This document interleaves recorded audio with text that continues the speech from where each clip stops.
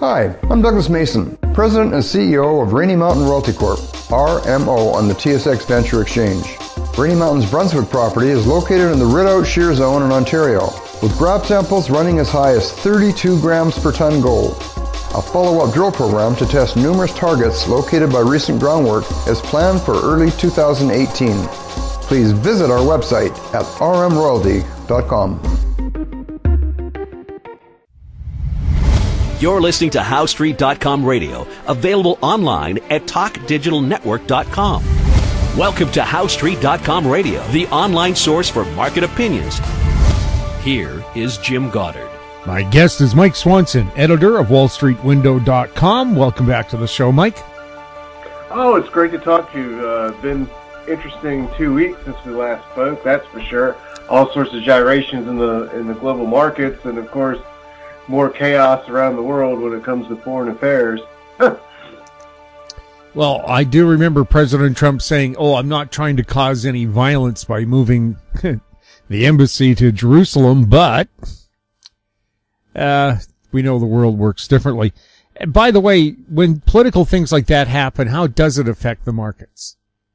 Well, that's why I was thinking about that, because the last time we spoke, we were going into the deal with Iran, and Trump backed out of that. And it certainly appears that the oil market rallied into that, definitely. In fact, oil stocks, when the market slipped in January, the Dow fell 10%. The oil stocks were among the worst performing sectors. Then last month, in April, and going into this month, they were among the best performing sectors. And I think they're really rallying into that Iran deal. And I even saw comments going into it that Saudi Arabia wanted to see oil get above $70 a barrel. Now, I was worried that once that news would happen, that oil would drop, the oil stocks could pull back, because when you have a buy the rumor news situation, that tends to be what happens. Things will rally into the news that people expect, and then the traders take profits. But so far, oil has held those gains, and so have the energy stocks. And I think the reason that's happening is because it's more than just Trump withdrawing from the Iran deal, but things I think are actually becoming more unpredictable. And the violence surrounding his decision to move the American embassy is an example of that. Some 50, or at least 50 people were killed as a result of the surrounding events. But we don't know how the Iran deal is going to work out either. And it really seems to be that there's going to be a growing confrontation between Israel and Iran. Now, I'm not someone that wants to say there's going to be some giant regional war. In fact, when Bush was president towards the end, there was all this talk for a year or two that Israel was going to attack Iran, and I really dismissed that at the time. But I really think at this point, things are very unpredictable, and just that element justifies the oil price being higher. So in this example, I think it does affect the market, but it's because this isn't just a one-off event, but something that is going to go on for a long time. Well, usually when we see instability, gold prices shoot up. Gold has gone the opposite way. How come? Well, I think that's really has to do with the initial reaction to the Iran deal, because one thing that happened was the U.S. dollar did go up initially on that, and we're actually having a rally in the dollar since about mid-April. It's the biggest move in the dollar, actually, in a month's time, in over 2 years. And I think that's what's impacting gold. Gold tends to be extremely negatively correlated to the U.S. dollar, more so than the stock market or even bonds. And what the Iran deal did is it made it so people in Iran may think, well, I need to get out of my Iranian currency and get in U.S. dollars if we're going to get hit by sanctions.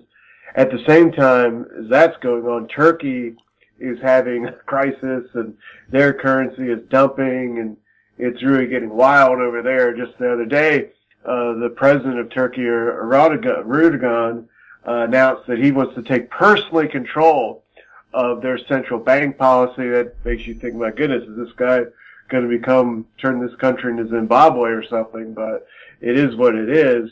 The good news, though, for gold people is that, gold's pulled back again after having gone up to the 1350 to 13 resistance zone the other month. But I think we've seen pretty much the extent of the dollar rally. If it goes up a little more, it'll be like the last 10% of the move. We've seen the biggest move already in 2 years, and gold has just pulled back briefly below 1300. I think it'll stabilize. Really, gold has a support zone of between 1260 and 1300, and we're in it. And really, I think 1260 is the limit of any drop we'll see. So it's not, it's more exciting to buy something and see it go up immediately. But from an investment standpoint, I think this is a good spot.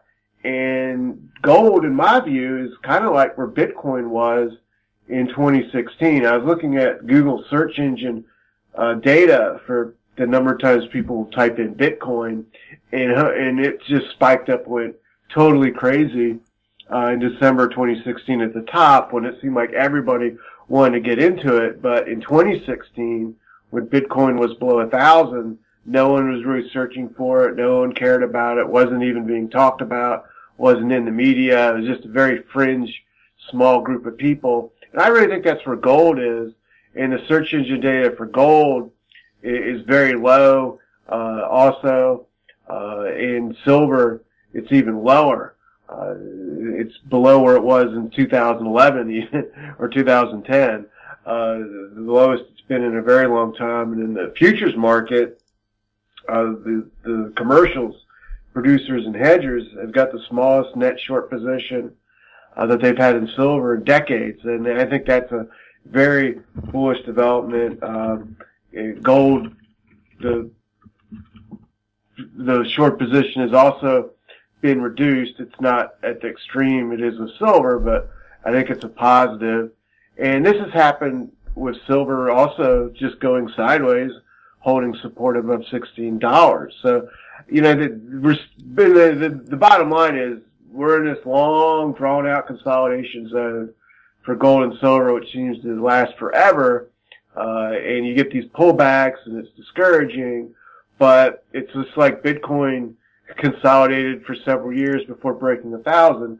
Gold's in the same position, and once gold eventually breaks through the previous high of 1360, it's just going to go up for a very long time. So I'm content to hold gold and some mining stocks myself, and I think it's a good thing to have in a portfolio because I think we're in big trouble going forward with the bond market in the United States. We just hit the 3% yield on the 10-year Treasury bond. The junk bond market is in a bear market. Corporate bonds are declining. The bond ETFs are all red year to date, and it seems to be a trend that's just going to continue. And once this dollar bounce ends, I think we're going to see people start to shift back into gold, another gold rally.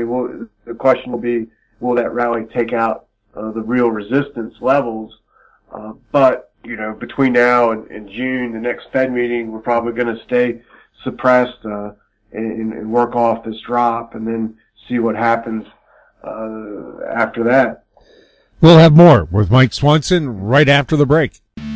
I'm Greg Johnston, CEO of Carl Data Solutions, an industrial Internet of Things company that provides big data solutions for monitoring critical infrastructure. Carl Data offers machine learning and predictive analytics features through our cloud-based applications to deliver key asset-saving operational insights from massive amounts of data. Carl Data trades on the CSE, symbol CRL, and the Pink, symbol CDTAF. For more details on Carl Data, please visit carlsolutions.com.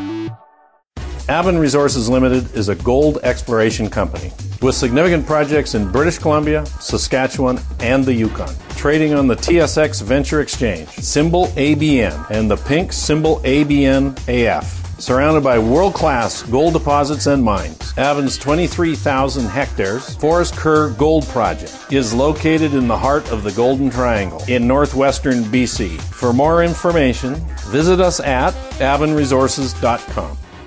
Welcome back. We're chatting with Mike Swanson. Mike, do you see them raising interest rates in the United States very often this year, or are they just going to do one hike and say, well, we're going to just see what's going to happen, or are they going to march on like they intended to at the start of the year?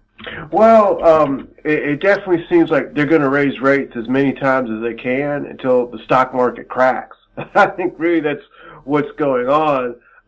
We have the meeting in June. It's basically 100% chance they're going to do it then. And the market's pricing in a rate hike in September and a possible one after that. So, I think, we're going to get one, maybe two. However, what the Fed really seems to be doing is trying to raise rates as many times as they can until the stock market falls 20%. It fell 10% from the high in January. And now we're basically floating above the 150 and 200-day moving average and going sideways.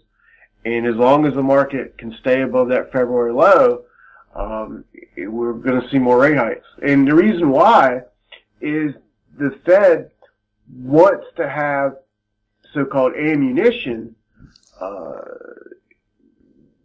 for when we have the next bear market in the stock market and an economic slowdown, because the more they can raise the rates now, the more they'll be able to lower them later without having to go to the point of getting back to zero and then having to do quantitative easing and that will cause a lot of problems. So I think that's where we are. And for the stock market, it's not really that disconcerting now. But if the Fed raises rates to the point where the 10-year Treasury bond yield gets to 4%, I think that will cause problems. And the reason why is if you get to that level, most of these bond funds that Americans own, and the typical American has 30 to 50% of their money in bond funds, if we get to that 4% yield point, most of these bond funds will be down almost 20% from their high. And when people have a 20% loss, that's when they start to sweat and even panic. And a panic in the bond market would really be a terrible situation for the stock market, and spill over into that and cause all these buybacks that also hold the market up. In fact, this quarter, we're on the pace for record share buybacks thanks to basically the Trump tax cut, and that's helped fuel the recent rally this month in the market. So we got these cross currents where as long as rates aren't but so high, we can get the share buybacks. But if they go too high, the share buybacks will end and the stock market will dump. The Fed would then have to reverse course. So how do people want to invest in that? I don't think you should be 100% in stocks or bonds. And this is why I think gold ultimately is a necessary investment for people, because if we get to the point, and I think we will, where the Fed reacts to a 20% drop in the stock market, people are going to start to flee into bonds, into gold. And at some point that may even happen before the market drops. So gold ultimately over the next couple of years is going to be a safe haven.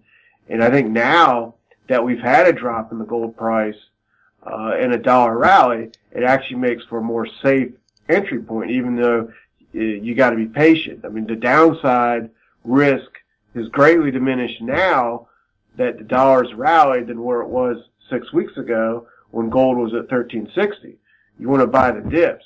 So I think right now, actually the best trade, like if someone gave me $1 million and said, you got to go invest this money tomorrow or the next 48 hours, I'd be putting that money to work in gold as the first thing, and silver too. We'll have more with Mike Swanson right after this. Arctic Star Exploration, operated by a team of proven mine finders, is focused on diamonds in Finland and the Northwest Territories of Canada.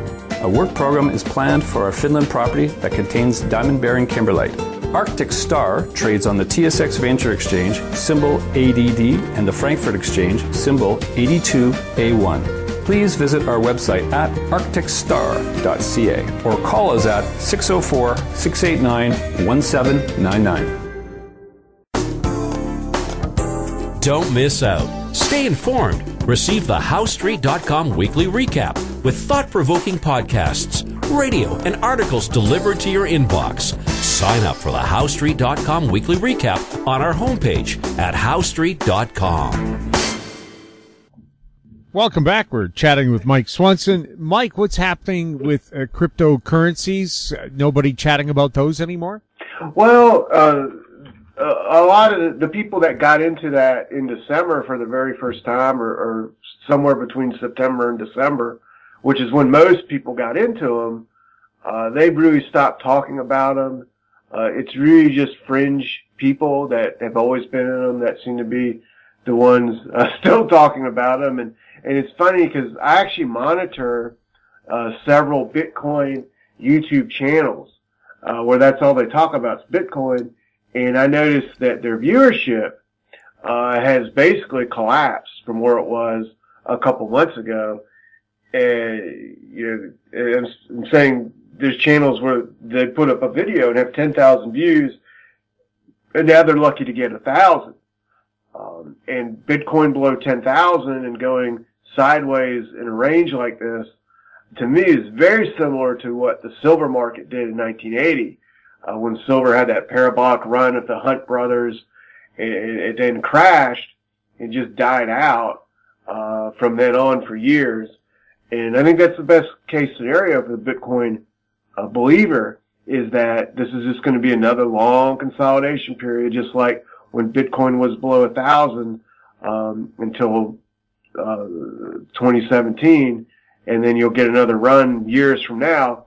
But the worst case scenario, which is this is just like tulips or many of the internet stocks in 2000, is just going to vanish, and as time goes on, less and less and less and less people will get interested, because in the end, to really get mass interest in a market, you need higher and higher prices.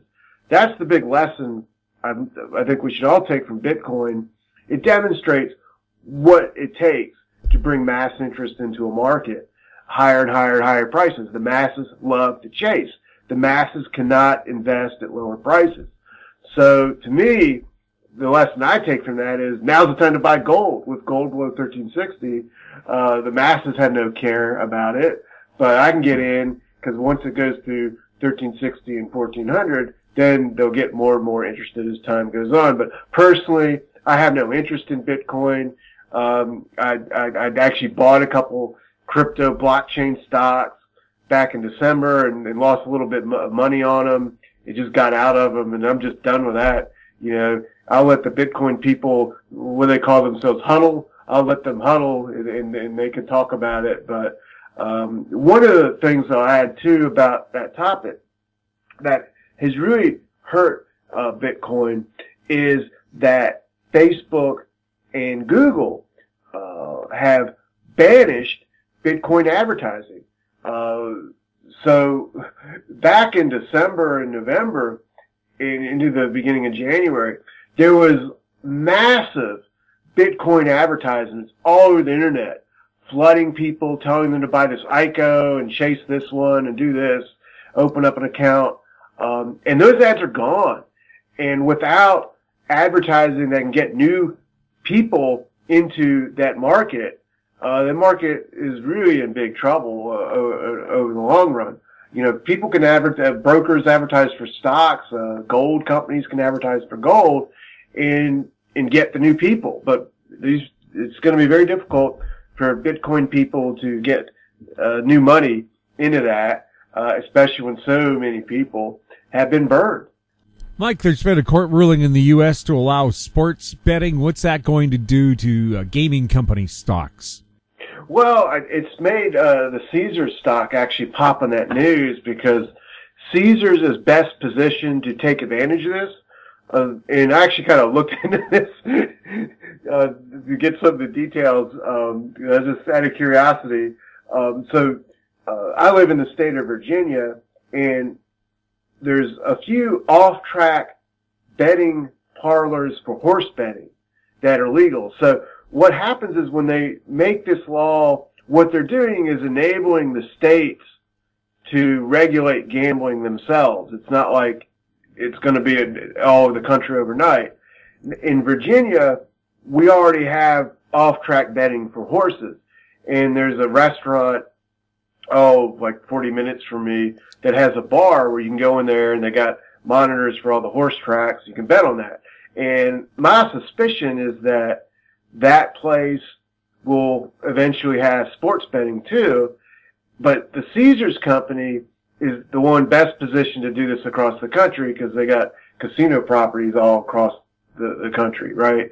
Now, I was curious, how much does it cost, like if I wanted to open up a restaurant or a bar to get the off-track betting that's already there, and you got to pay like $1 million for a license from the state corporation commission for the state of Virginia. So it's going to be tough just for anybody to, if I use that example, it's going to be very difficult for just anybody to open up, a sports betting thing anywhere, because the states are going to want to get their cut. They're going to want to make you pay a lot for licenses. And again, that puts the big companies such as Caesars in the position to really be the ones that take advantage of this. One thought about it, though, I have is that, we were talking about the Bitcoin thing, and the statistics are last year when people are opening up Bitcoin accounts, they're just putting in like $30.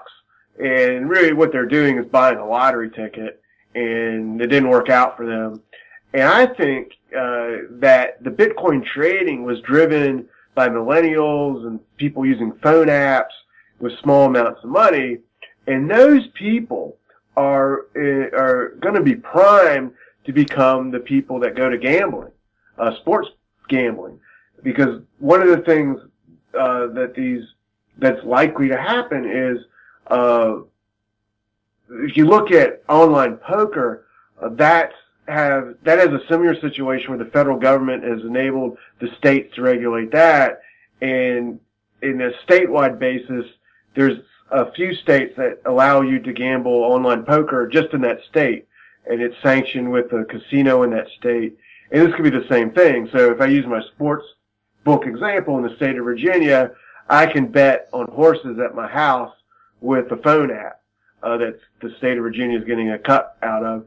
Probably the same thing is going to go on in many states across the U.S. with sports books.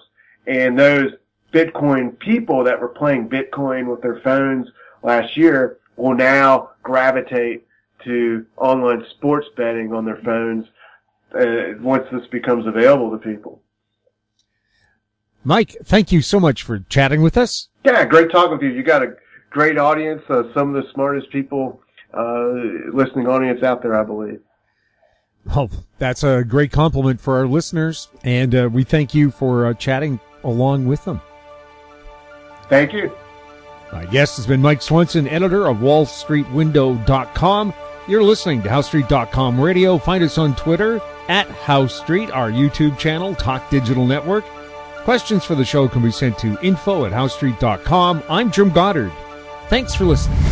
Comments made on HowStreet.com Radio are an expression of opinion only and should not be construed in any matter whatsoever as recommendations to buy or sell any financial instrument at any time.